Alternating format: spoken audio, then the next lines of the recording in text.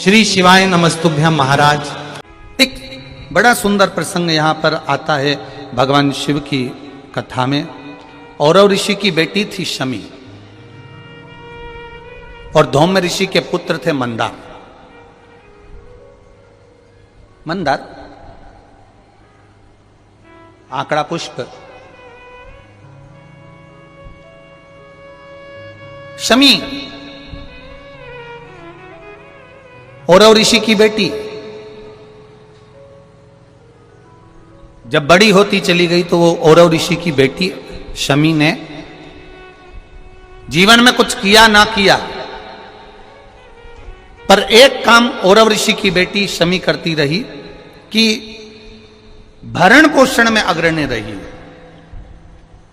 कोई भूखा मिल गया, औरव ऋषि की बेटी ने अपना भोजन तक दे दिया।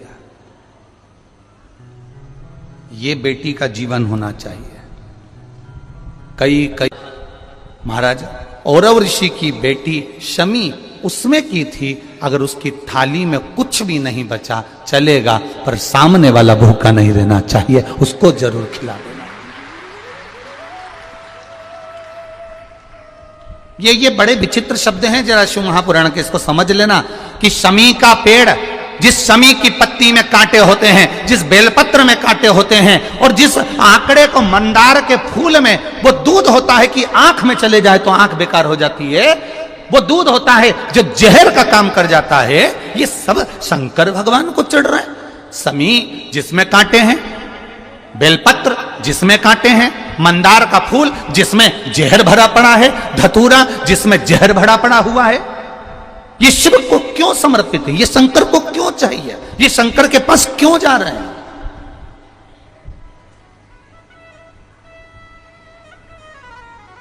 क्यों? उसका एक कारण है, सत्य बोलने वाला हमेशा बुरा होता है, हमेशा बुरा होता है। और वो सत्य बोलने वाला व्यक्ति, शमी कांटों में रमी हुई है, लदी हुई है, पर भाव शुद्ध है उसका, भाव गड़बड़ नहीं हुआ उसका। मंदार धौम्य ऋषि का पुत्र, ये आंकड़ा मंदार धौम्य ऋषि का पुत्र। कई लोग पूछते हैं, गुरुजी आपने एक बात कही कि तुमरुका जी का नाम लेकर सफेद आंकड़े की जो जड़ होती है, शिव जी का उसका स्मरण कर कर 21 बार कमर में बांधा जाता है उसको। नारी का जो रजो धर्म होता है उसके कौन से दिन? 7वें दिवस।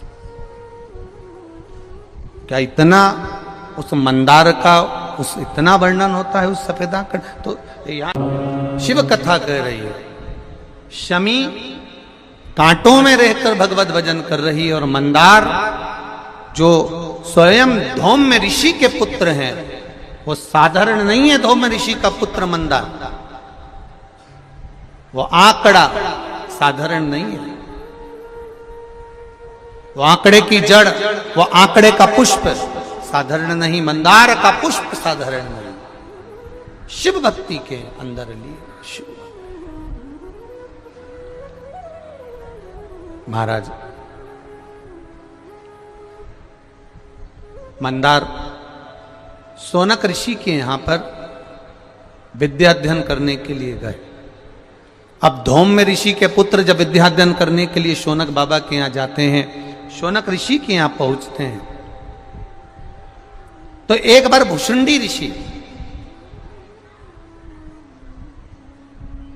अब भुषुंडी ऋषि जो किसी देवता को नहीं मानते, कहीं नहीं जाते, केवल एक जगह पर ही आराधना में लगे रहते हैं, और वो श्री गणेश जी महाराज की आराधना करते, केवल गणेश जी की आराधना करते, बाकी के कहीं नहीं जाते वो भुषुंडी ऋषि।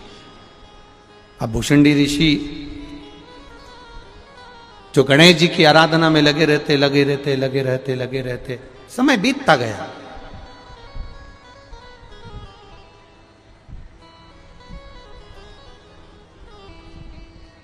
बहुत लंबा समय निकल गया गणेश जी की आराधना करते करते।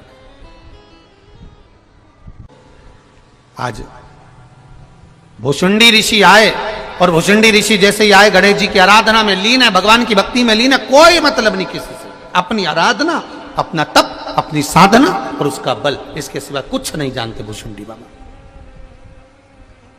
भुषुंडी जी ने कुछ नहीं, कुछ नहीं। ऐसी तप साधना श्री गणेश जी महाराज की करी। गणेश जी प्रसन्न हो गए और उनके प्रसन्न करने के लिए भुषुंडी बाबा के ऊपर गणेश जी यूं ही नहीं प्रसन्न हुए, भगवान देवादिदेव महादेव ने स्वयं ने भुषुंडी बाबा के लिए, भुषुंडी ऋषि के लिए देवादिदेव महादेव ने गणेश जी से कहा कि ये भुषुंडी ऋषि के पास जाओ, इतने सालों से तप कर रहे हैं, आराधना कर रहे हैं, कोई तो वर दो उनको, जाओ तप साधना के लिए, उनको प्रसन्न होकर वर दीजिए। भुषुंडी बाबा के पास में, भुषुंडी ऋषि के पास में श्री गणेश जी महाराज पहुंच गए और गणेश जी महाराज ने भुषुंडी ऋषि को देखकर तुरंत कहा, आपको क्या वर दूं मैं? शिव महापुराण की कथा कर रहे हैं। मंदार,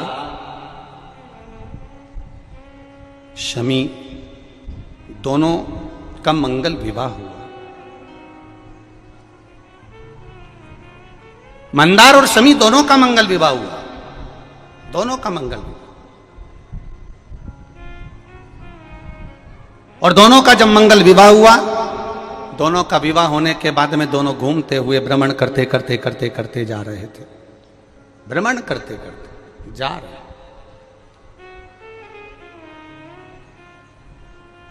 और भ्रमण करते करते जब दोनों जा रहे थे, वहीं से भुषुंडी जी निकल कर जा रहे थे, जिन भुषुंडी जी ने भगवान गणेश जी की आराधना करी, खूब आराधना करी, खूब दिल से, इतनी आराधना करी कि गणेश जी महाराज प्रसन्न हो गए, प्रकट हो गए। मांगो तुम्हें क्या चाहिए महाराज जी, बस केवल इतनी सी कृपा कर दो कि मैं आप तो नहीं बन सकता और आप मैं नहीं बन सकते, पर आपका जो स्वरूप है, ये स्वरूप थोड़ा सा शीश का मुझे दे दो। केवल एक भुषुंडी ऋषि ऐसे थे जिनका शीश गणेश जी जैसा था, भुषुंडी ऋषि।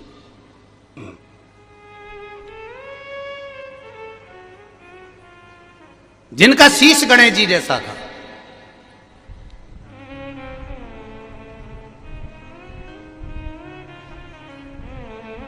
और जिनका शीश गणेश जी जैसा। मंदार और शमी की शादी हो गई, इन दोनों ने हंसना प्रारंभ कर दिया। जो भुषुंडी ऋषि जा रहे थे इनको देखकर हंस दिए, बहुत तेज ठाका लगाकर हंसे। हंसे, दुख हुआ, हृदय में चोट पहुंची, हृदय दुखित हुआ, हृदय द्रवित हुआ, हृदय में दुख हुआ, द्रवितता हुआ। और जब हृदय में दुख हुआ, द्रवितता हुई, कुछ दुख हृदय में जब हुआ,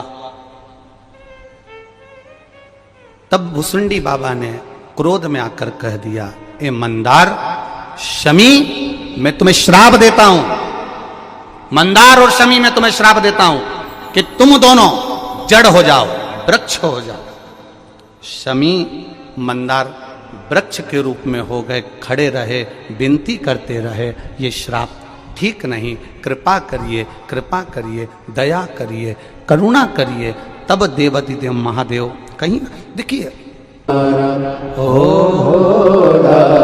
सब दुख काटो, मंदार और शमी ने, दोनों ने मिलकर भगवान शिव की आराधना करी और देवादिदेव महादेव ने वर दे दिया, सुनो शमी और सुनो मंदार, यदि कोई भूल से भी आपकी पत्ती, आपका पुष्प मुझे समर्पित कर देगा, सुनो मंदार, सुनो शमी, अगर कोई भूल से भी आपकी पत्ती, आपका पुष्प मुझे समर्पित कर देगा, उसे हजारों अश्वमेघ यज्ञ के स्नान का जो पुण्य होता है वो एक क्षण में। श्री शिवाय नमस्तुभ्यम। सभी माताओं, बहनों और भक्तजनों से हाथ जोड़कर निवेदन है कि अगर आप इस वीडियो को YouTube पर देख रहे हैं तो इसे लाइक करें और हमारे चैनल को सब्सक्राइब करना न भूलें। भविष्य में आने वाले वीडियो की जानकारी के लिए बेल आइकॉन दबाएं। कमेंट बॉक्स में हर हर महादेव अवश्य लिखें और इस पुण्य के कार्य में अपने दोस्तों और परिवार को भी शामिल करें। इस वीडियो को उनके साथ शेयर करें ताकि वे भी इसे सुनकर लाभ उठा सकें। श्री शिवाय नमस्तुभ्यम। हर हर महादेव।